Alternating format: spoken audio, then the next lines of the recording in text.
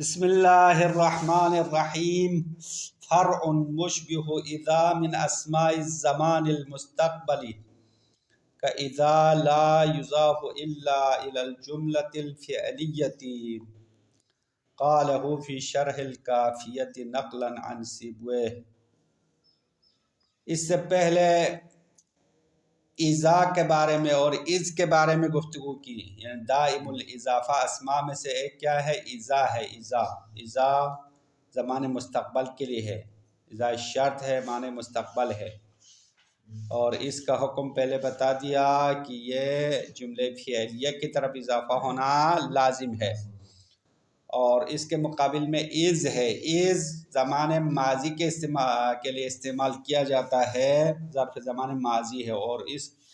کا بھی دائم الاضافہ ہونا ثابت ہے، اور دونوں جملوں میں سے کسی ایک کی طرف اضافہ ہوگا۔ جملے اسمیہ کی طرف بھی اضافہ ہو سکتا ہے، جملے فعلیہ کی طرف بھی اضافہ ہو سکتا ہے۔ تو یہ خود اذ اور اذا کا حکم ہو گیا۔ اب فرع میں مشبہ اذا کی بات کرتے ہیں۔ مشبہ اذا نے وہ اسماء جو اذا کے شبیہ ہے، اذا کی طرح ہے، خود اذا نہیں ہے، تو اذا کی طرح معنی مستقبل دینے والے اسماء ہے، تو اس کا حکم بھی مصنف نے یہاں نہیں بتایا، بلکہ کتاب شرح کافیہ میں سیبویہ سے یہ بات نقل کرتے ہوئے بتا دیا کہ اس کا حکم بھی اذا کی طرح ہے، جملے فعلیہ کی طرف ہی اضافہ ہوگا، جملے فعلیہ کے علاوہ کسی اور اسم کی طرف اضافہ نہیں ہوگا۔ اچھا، اور مصنف نے سیبویہ کی بات کو اچھا قرار دیا ہے۔ سیبویہ نے یہ بات درست کہا، مشبہ اذا بھی مشبہ اذ کی طرح جملے فعلیہ نہیں، مشبہ اذا بھی خود اذا کی طرح، مشبہ اذ نہیں، غلط بتا، خود اذا کی طرح فقط جملے فعلیہ کی طرف اضافہ ہونے والی بات اچھا کہا ہے، اما ایک شرط رکھا ہے کہ سیبویہ کی بات تب درست ہے جب کلام عرب میں اس کے برخلاف نہ ہو۔ اگر کلام عرب میں سیبویہ کی بات کے برخلاف آ جائے تو ہم سیبویہ کی بات کو نہیں مانتے ہیں۔ اور قرآن کریم کی ایک آیت کو اس نے حوالہ دیا ہے، اور اس آیت میں مشبہ اذا جملے اسمیہ کی طرف اضافہ ہو گیا، تو یہ سیبویہ کے خلاف ہے، تو سیبویہ کی بات تو اچھی نہیں ہے۔ پہلے تو سیبویہ کی بات کو اچھا قرار دیا، پھر بعد میں کہا نہیں، یہ سیبویہ کی بات تو اتنی اچھی بھی نہیں ہے، سیبویہ کو زیادہ پم نہ لگاؤ، اس کو سر پر نہ چڑھاؤ۔ سیبویہ کی بات کے خلاف قرآن کریم کی ایک آیت ہے جس میں اذا کی جو شبیہ اسم ہے اس کو جملے اسمیہ کی طرف اضافہ کر دیا ہے، تو جملے فعلیہ کی طرف اضافہ ہونا تو لازم نہیں ہوا۔ یہاں تک مصنف کی بات ہو گیا۔ مصنف نے سیبویہ کے نظریے کو ایک دفعہ تائید کیا، اس کے بعد اس کو رد کر دیا۔ اما جناب مصنف کا بیٹا بھی اس کے پاس بیٹھا ہوا ہے، اپنے والد کے نظریات کو سن رہا ہے، تو جب والد نے ابن مالک نے سیبویہ پر حملہ کیا تو اس کا بیٹا سیبویہ کی طرف سے وکیل بن کر صفائی پیش کر رہا ہے کہ اپنے والد کو جواب دیا، سیبویہ کا دفاع کیا ہے، اور کہا ہے کہ قرآن کے کریم کی جو آیت آپ نے نقل کیا ہے، اس آیت میں یوم، لفظ یوم مشبہ اذا قرار دیا آپ نے، حالانکہ یہ بات درست نہیں ہے، بلکہ یہ یوم مشبہ اذ ہے، اور اذ زمان ماضی کے لیے استعمال ہوتا ہے، اور آیت میں یوم ہم بارزون میں یوم مشبہ اذا نہیں ہے جو کہ مستقبل کا معنی ہے، نہیں، یہاں زمان ماضی لیتے ہیں، اور چونکہ قرآن کریم میں قیامت اور بعد میں وہ آنے والے جو واقعات ہے اس کو نازل منزلہ ماضی قرار دیا ہے۔ جس طرح وَنُفِخَ فِي الصُّورِ، سور پھونکا گیا، اس طرح قیامت کے کچھ واقعات کو قرآن کریم میں صیغہ ماضی کے ساتھ استعمال کیا۔ حالانکہ قیامت تو ابھی آنے والا ہے نا، آیا تو نہیں ہے، لیکن ان کا آنا یقینی ہے۔ تو جو چیزیں ماضی میں گزر گئی ہے، جو افعال ماضی میں ہو چکے وہ تو یقینی ہوتا ہے، اسی طرح قیامت کے واقعات بھی 100% یقینی ہے، تو اس زمان مستقبل کو زمان ماضی کی جگہ پر اتارا ہے۔ اس لیے یوم ہم بارزون میں یوم اذا کے مشبہ نہیں ہے بلکہ اذ کا مشبہ ہے، اور مشبہ اس کے بارے میں پہلے بتا دیا، یہ جملے اسمیہ اور فعلیہ دونوں کی طرف اضافہ ہو سکتا ہے۔ تو سیبوے نے اچھی بات کی ہے، سیبوے نے غلط بات نہیں کی، اور یہ آیت جو ہے مشبہ اذا کی مثال نہیں ہے، اور مشبہ اس کی مثال ہونی چاہیے۔ یہ ابن مالک کے بیٹے نے اپنے والد کو جواب دیا سیبوے کے حق میں، سیبوے سے دفاع کیا ہے۔ سیبوے نے اچھی بات کی ہے، مشبہ اذا جو مستقبل کے معنی میں جو اسما ہے وہ جملے فعلیہ کی طرف ہی اضافہ ہونا چاہیے، اور جو مثال آپ نے سیبوے کے برخلاف پیش کیا تھا وہ سیبوے کے برخلاف نہیں ہے۔ خلاصہ سمجھ میں آ گیا؟ ہاں، اب یہ بات یہاں تک مکمل ہو گئی۔ دوسری بات یہاں پہ آج یہ بتا رہا ہے کہ مشبہ ہے اس کے بارے میں ایک اور تفصیل بھی پہلے بتا دیا تھا کہ جو اسماء اس کے شبیہ ہے وہ معرب اور مبنی ہونے کے لحاظ سے بھی ایک تفصیل بتا دی تھی مصنف نے۔ چونکہ اس خود تو مبنی ہے، لیکن اس کے شبیہ جو اسماء ہے اس کے بارے میں کیا بتایا تھا، وہ اپنی او عارب، اس کی مرضی ہے معرب بناؤ یا مبنی بناؤ۔ پھر فعل معرب سے پہلے معرب بنانا اچھا ہے، مبتدا سے پہلے مبنی بنانا اچھا ہے۔ یہ بتایا تھا نا، وقبل فعل معرب او مبتدا اعرب ومن بنا فلیفندا، یہ مشبہ اس کے بارے میں تفصیل بتا دیا۔ فعل معرب سے پہلے یا مبتدا سے پہلے یعنی معرب بنانا اچھا ہے، اور اس صورت میں اگر کسی نے مبنی بنا دیا تو یہ ضعیف نہیں ہے، یہاں معرب بھی بنا سکتے ہیں مبنی بھی بنا سکتے ہیں، لیکن بہتر یہ ہے کہ فعل مبنی یعنی فعل ماضی سے پہلے مشبہ اس کو مبنی قرار دے دے۔ فعل معرب سے مراد فعل مضارع ہے، فعل مضارع اور مبتدا سے پہلے معرب بنانا بہتر ہے۔ یہ مشبہ اس کی تفصیل ہے معرب اور مبنی ہونے کے لحاظ سے، لیکن مشبہ اذا کے بارے میں معرب اور مبنی کی تفصیل نہیں بتایا ہے۔ مشبہ اذا جو اذا کے شبیہ اسماء ہے، آیا وہ معرب شمار ہوگا یا مبنی شمار ہوگا، تو اس کے بارے میں ابن ہشام نے اظہار خیال کیا ہے۔ ابن ہشام علماء نحویین میں سے ہے، اور انہوں نے کہا کہ میں نے علماء نحویین میں سے کسی ایک کو نہیں دیکھا جو مشبہ اذا کو خود اذا کی طرح معرب بنائے یا مبنی بنائے۔ گزشتہ تفصیل کے مطابق مشبہ اذ میں جو کچھ بتایا اس کی طرح معرب اور مبنی کی وضاحت کرتے ہوئے میں نے کسی کو نہیں دیکھا۔ یعنی علماء نحویین نے مشبہ اذ کے بارے میں تفصیلات دیا، لیکن مشبہ اذا میں کوئی تفصیل نہیں دی۔ تو نحویین نے تو تفصیل نہیں دی، ہم ابن ہشام سے خود پوچھیں گے بھائی آپ کیا فرماتے ہیں، نحویین نے تو کچھ نہیں کہا۔ تو ابن ہشام اپنے نظریہ بیان کرتے ہیں، وَقِيَاسُهُ عَلَيْهِ ظَاهِرٌ، مشبہ اذا کو مشبہ اذ پر قیاس کرنا ظاہر ہے۔ قیاس کرنے کا مطلب یعنی مشبہ اذ میں بھی مشبہ اذا کی طرح حکم جاری ہوگا، یا مشبہ الٹا بتا دیا میں نے، مشبہ اذا میں بھی مشبہ اذ کی طرح قانون جاری ہوگا۔ اس طرح مشبہ اذ میں کہا فعل مبنی سے پہلے مبنی بنانا اچھا ہے، فعل معرب اور مبتدا سے پہلے معرب بنانا اچھا ہے، یہ والا قانون مشبہ اذا میں بھی چلانا بہتر رہے گا۔ یہ ابن ہشام کا نظریہ ہے،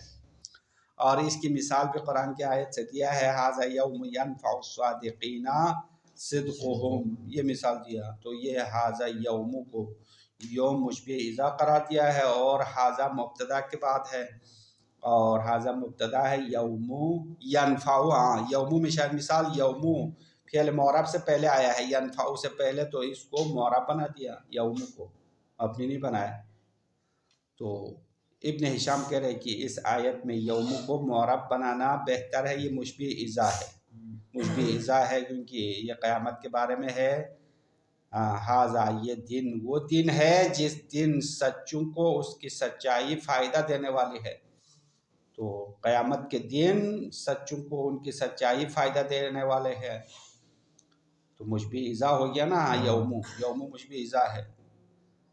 تو ابن ہشام کی بات یہاں تک ختم۔ اس کے بعد شارح صاحب میدان میں اتر کے کہہ رہے کہ ابھی ہم نے ابن مالک کے بیٹے کی بات نقل کیا تھا کہ قیامت کے بارے میں جو آیات ہے اس میں مشبہ اذا کی طرح نہیں، یہ مشبہ اذ بن جائے گا۔ یہ آیت جو ہے جو ھذا یوم ینفع الصادقین، مشبہ اذا نہیں ہونا چاہیے، مشبہ اذ ہونا چاہیے۔ بس یہ مثال دینا غلط ہے، بس یہ مثال مشبہ اذا کے لیے مثال دینا ابن ہشام کی غلطی ہے، کیونکہ یہ مستقبل کو نازل منزل ماضی قرار دیا ہے۔ ہاں بس یہاں تک آج کی جو گفتگو ہے اس کا خلاصہ مکمل ہو گیا۔ ابھی عبارت دیکھو کیا فرماتے ہیں جناب شارح صاحب، فرع، گزشتہ مطالب کا ایک فرع ہے، شاخ ہے۔ فرع معنی شاخ کو کہتے ہیں نا، اصل مطلب تو مصنف نے بتا دیا اذا اور از کے بارے میں، لیکن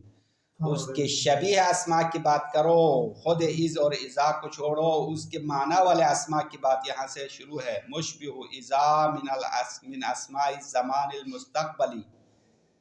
مشبہ ہے اذا کے شبیہ اسماء، من اسماء زمان المستقبل، زمان مستقبل والے اسماء، چونکہ اذا خود زمان مستقبل کے لیے ہے تو جو بھی اسماء زمان مستقبل کا معنی دینے والا ہے وہ مشبہ اذا شمار ہوگا۔ تو یہ مشبہ اذا کا کیا حکم ہے؟ کا اذا، یہ خود اذا کی طرح ہے۔ لا یضاف الا الی الجملۃ الفعلیۃ، یہ اضافہ نہیں کیا جائے گا مگر جملہ فعلیہ کی طرف اضافہ ہوگا، یعنی فقط اور فقط جملہ فعلیہ کی طرف ہی اضافہ ہوگا، کیونکہ خود اذا کا حکم بھی ایسا ہی ہے، تو اس کی شبیہ کا حکم بھی ایسا ہی ہونا چاہیے۔ قالہ فی شرح الکافیۃ نقلا عن سیبویہ، اور یہ بات مصنف نے سیبویہ سے نقل کرتے ہوئے اپنی کتاب کافیہ میں بتایا ہے۔ مصنف نے یہاں الفیہ میں تو کچھ نہیں بتایا، اب یہ باتیں شرح کافیہ میں بتا دیا، اور اپنی بات بھی نہیں ہے بلکہ یہ سیبویہ سے نقل کیا ہے۔ اب یہ نقل کرنا اس زمانے سے ہے، اب یہ امتحان میں نقل کرتے ہیں تو مطلب یہ علماء کے سیرت پر چل رہا ہے، آپ لوگ نقل کرتے ہوئے تو یہ ایک تو نقل کرنا، امتحان میں نقل کرنا، یہ اچھی بات نہیں۔ یہ نقل قول مراد ہے، اس کے قول کو نقل کیا ہے۔ پس مصنف نے سیبویہ سے یہ بات نقل کیا کہ جو اسماء اذا کے شبیہ ہے وہ خود اذا کا حکم رکھنے والے ہیں۔ وَاسْتَحْسَنَهُ، اور مصنف نے سیبویہ کی بات کو اچھا قرار دیا، پہلے سیبویہ کی بات کو نقل کیا اور پھر کہا واہ واہ یہ بہت اچھی بات کی ہے، ماشاءاللہ کیا بہترین بات کی ہے سیبویہ نے۔ قال، مصنف نے کہا لولا ان من المسموع ما جاء بخلافه، اب یہ مصنف بھی اتنی جلدی جو ہے اس کو واہ واہ کہنے والا نہیں ہے، بلکہ ایک شرط رکھا ہے کہ سیبویہ کی بات تب اچھی ہے جب کلام عرب میں اس کے برخلاف نہ سنا گیا ہو۔ اگر کلام عرب میں سیبویہ کی بات کے برخلاف نہ سنا گیا ہو، کوئی مطلب نہیں آیا ہو، کوئی مثال نہیں ہو، تو سیبویہ کی بات اچھی ہے۔ تو اس کا مفہوم کیا نکلتا ہے؟ اگر کلام عرب میں اس کے برخلاف ہو تو پھر سیبویہ کی بات اچھی نہیں ہے۔ بس سیبویہ کی بات کو اس نے مطلقاً اچھا قرار نہیں دیا بلکہ شرط رکھا ہے، ایک شرط کے ساتھ اچھا قرار دیا۔ قال، مصنف نے کہا لولا ان من المسموع ما جاء بخلافه، اگر جو باتیں سنی گئی ہے کلام عرب میں وہ سیبویہ کے برخلاف نہ آئی ہو تو درست ہے، سیبویہ کی بات اچھی ہے۔ اب اس کے برخلاف آنے کی ایک مثال مصنف نے دیا کہ قولہ تعالی، جیسا کہ اللہ کا قول ہے، قرآن کریم کی آیت ہے یوم ہم بارزون، اس دن وہ لوگ ظاہر ہوں گے۔ اب یہاں پہ یوم مشبہ اذا ہے مصنف کے نظر کے مطابق، ابھی بعد میں اس کا بیٹا جواب دے گا۔ مصنف کہہ رہا ہے کہ یوم ہم بارزون، اس دن وہ ظاہر ہوں گے، تو اس سے مراد قیامت ہے، زمانے مستقبل ہے، اذا کی شبیہ ہے، یوم بمعنی اذا ہے، اور یہ جملہ اسمیہ کی طرف اضافہ ہوا۔ ہم مبتدا ہے، بارزون خبر ہے، تو جملہ اسمیہ ہو گیا نا۔ بس سیبویہ کی بات کے برخلاف ہوا ہے نہیں ہوا؟ سیبویہ کی بات کے برخلاف ہو گیا۔ سیبویہ نے کہا مشبہ اذا فقط جملہ فعلیہ کی طرف اضافہ ہوگا، یہاں تو جملہ اسمیہ کی طرف اضافہ ہوا ہے، تو سیبویہ کی بات اتنی اچھی بات تو نہیں ہے۔ انتہا، یہاں تک مصنف کی بات ختم، مصنف نے یہ اپنے مطلب یہاں تک مکمل کر لیا۔ اب اس کا بیٹا میدان میں آ رہا ہے، وَأَجَابَ وَلَدُهُ عَنْهَا بِأَنَّهَا مِمَّا نُزِّلَ فِيهِ الْمُسْتَقْبَلُ لِتَحَقُّقِ وُقُوعِهِ مَنزِلَةَ الْمَاضِي۔ وَأَجَابَ وَلَدُهُ، یعنی مصنف کے بیٹے نے جواب دیا، عنہا، اس آیت کے بارے میں۔ عنہا کی ضمیر یہ جو مذکورہ یوم ہم بارزون ہے نا، اس آیت کے سلسلے میں اس کے بیٹے نے سیبویہ کی طرف سے دفاع میں جواب دیا کہ بِأَنَّهَا، بے شک یہ آیت مما ان مثالوں میں سے ہے نزل فیہ المستقبل جس میں مستقبل کو اتارا گیا ہے لتحقق وقوعہ اس کے واقع ہونا یہ حتمی ہونے کی وجہ سے یقینی ہونے کی وجہ سے کس کی جگہ پر اتارا منزلت الماضی ماضی کی منزلت پر اتارا گیا ہے جس طرح زمان ماضی میں جو ہوا ہے اس میں کوئی شک نہیں ہے نا یقینی ہے 100% یقینی ہوتا ہے مثلا کل جو کام ہوا پرسوں کل مثال کے طور پر آپ نے ٹیسٹ دیا تو اس میں کوئی شک ہے کیا ٹیسٹ دیا 100% دیا ہے اب اس میں پاس ہونا اور فیل ہونا تو ابھی یقینی نہیں ہے وہ تو بعد میں پتہ چلے گا تو جو ٹیسٹ دیا ہے وہ تو کل گزشتہ زمانے کا فعل ہے تو گزشتہ زمانے کے فعل میں کوئی شک نہیں ہوتا سب کو یقین ہوتا ہے اسی طرح اگر زمان آئندہ میں کوئی کام حتمی ہو یقینی ہو شک نہ ہو تو وہ بھی ماضی کی طرح قرار دیتے ہیں تو زمان مستقبل میں جو کام ہونے والا ہے اس میں کوئی شک نہیں ہے 1% بھی شک نہیں ہے تو قیامت کے واقعات کے بارے میں قرآن کریم نے جو خبر دی ہے اس میں کوئی شک ہے کیا قیامت کے واقعات یقینی ہے ہونے والا ہے اب اس کو ماضی کی طرح قرار دیا ہے اور اس کی نشانی یہ ہے کہ قرآن میں زمانے کیا ہے ماضی کا صیغہ استعمال کیا ہے نفخ فی الصور استعمال کیا ہے نفخ فعل ماضی مجہول ہے تو نفخ صور پھونکنا قیامت سے پہلے حضرت اسرافیل تیار ہے اس کام کے لیے تو ابھی تو پھونکا نہیں کیا لیکن پھونکنا یقینی ہے اس لیے ماضی کا صیغہ استعمال کیا ہے تو اس کا بیٹا مصنف کا بیٹا کہہ رہا ہے کہ اس آیت میں یوم مشبہ اذا نہیں ہونا چاہیے بلکہ مشبہ اذ ہونا چاہیے اور زمان مستقبل کو نازل منزلہ ماضی قرار دیا ماضی کی جگہ پر اتارا ہے چونکہ اس کا واقع ہونا یقینی ہے وحین اذن اس وقت اس دوران فاسم الزمان فیہ لیس بمعنی اذا بس اس آیت میں اس قول تعالی میں اس میں زمان ماضی کے معنی میں نہیں اذا کے معنی میں نہیں ہے یعنی زمان مستقبل کے معنی میں نہیں ہے بل بمعنی اذ بلکہ اذ کے معنی میں ہے وَهِيَ تُضَافُ إِلَى الْجُمْلَتَيْنِ اور یہ دونوں جملوں کی طرف اضافہ ہوتے ہیں جملتین سے مراد یعنی جملے اسمیہ کی طرف بھی اضافہ ہو سکتا ہے جملے فعلیہ کی طرف بھی اضافہ ہو سکتا ہے تو مشبہ اذ کے بارے میں تو کوئی بحث نہیں ہے مشبہ اذا نہیں ہے اس آیت میں یوم مشبہ اذ ہے تو سبوے نے بہت اچھی بات کی ہے مشبہ اذا صرف جملے فعلی کی طرف اضافہ ہوگا وہ اپنی جگہ پر یہ بات درست ہے مصنف نے سبوے کے خلاف ثابت کرنے کے لیے یہ آیت مثال لائے تو مثال صحیح نہیں ہے یعنی مثال اس جگہ پر نہیں آنی چاہیے یہ مثال مشبہ اذا کی مثال نہیں ہے بلکہ مشبہ اذ کی مثال ہے مصنف کے بیٹے کا جواب سمجھ میں آیا تو مصنف نے اپنے والد کی بات کو رد کر دیا اس کے والد نے ابن مالک نے سبوے کی بات کو رد کرنے کے لیے یہ مثال آیا ہے مشبہ اذا بنانے کے لیے تو سبوے کی بات کو غلط ثابت کیا تو بیٹا میدان میں آ کے کہا سبوے نے اچھی بات کی اپنی جگہ پر اور ہمارے والد نے جو مثال لایا ہے وہ غلط لایا ہے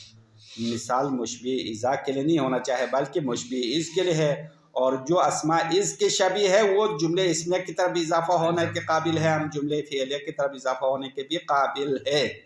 بس یہ بات کا خلاصہ ہے مصنف اور اس کے بیٹا اور سبوے کے درمیان یہ فیصلہ ہو چکا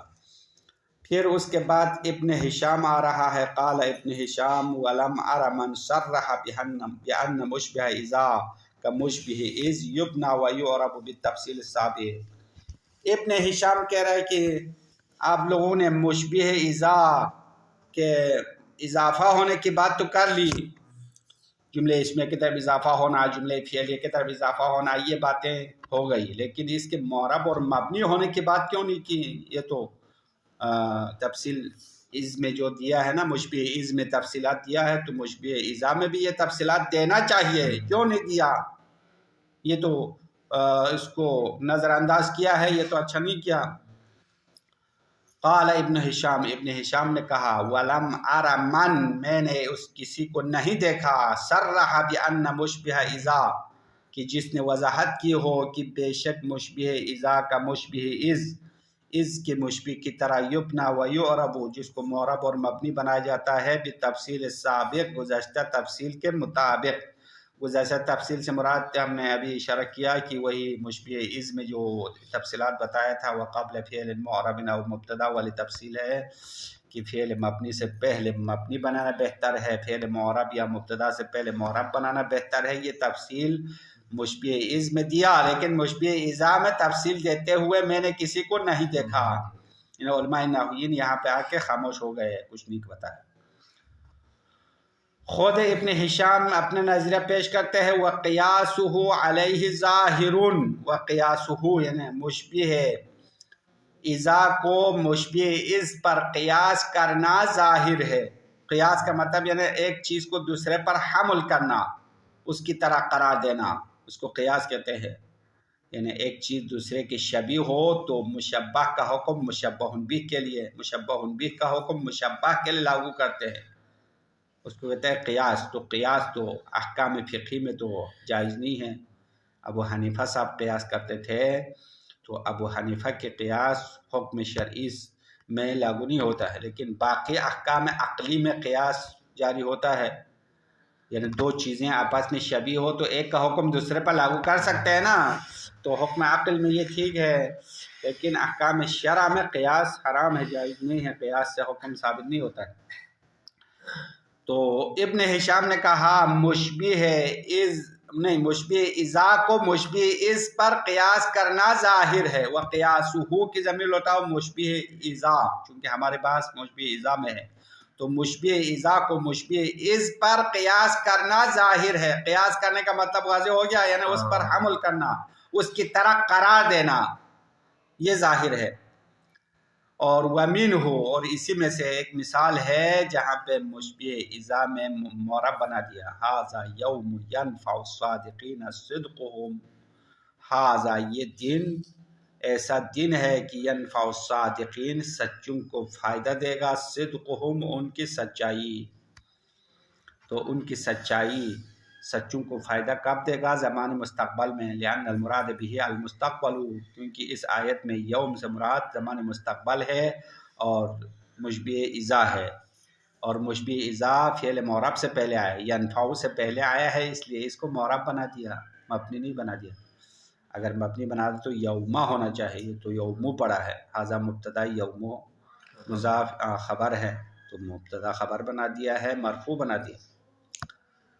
تو یہ ابن ہشام کی بات انتہا، یعنی ابن ہشام کی بات یہاں تک مکمل ہو گئی۔